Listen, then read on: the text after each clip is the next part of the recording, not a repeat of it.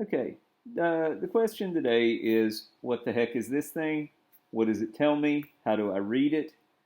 Um, Simple answer, when you're studying photoelectron spectroscopy, which is a branch of chemistry where you kind of knock electrons off of things and figure out how much energy it takes to knock those electrons off.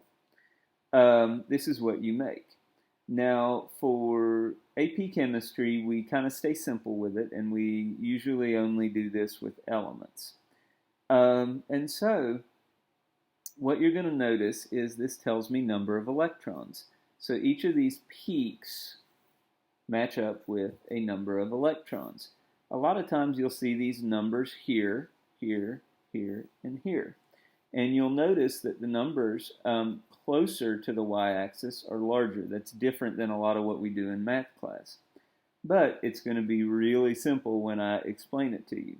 So this first peak, you'll notice it's at 2. Okay, and so the easy way to read it is if you read it from left to right here. And so what this tells me is there are 2 electrons, and I would expect that because your first peak is always going to be 1s2. Okay, now here, and when you're doing an electron configuration, what comes next? 2s2. Now the reason why the number is so much bigger in 1s2 is because that radius, the length between the nucleus, which is attracting those electrons, is so much smaller in the 1s problem when you're doing it with Coulomb's law than it is with the 2s problem. And so it doesn't take as much energy because the force isn't as great, because the radius is much bigger in the 2s, and the radius is smaller here, so there's a bigger force of attraction and it takes more energy.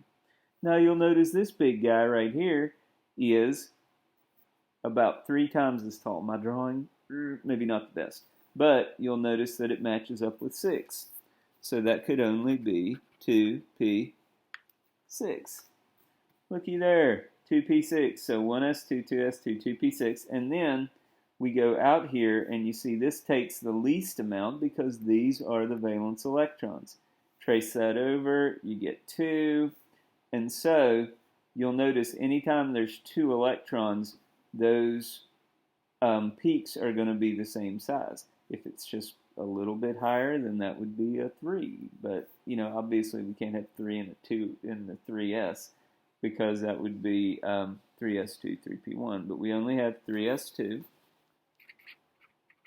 So my electron configuration that I can deduce from this is 1s2, 2s2, 2p6, 3s2, and that is our good friend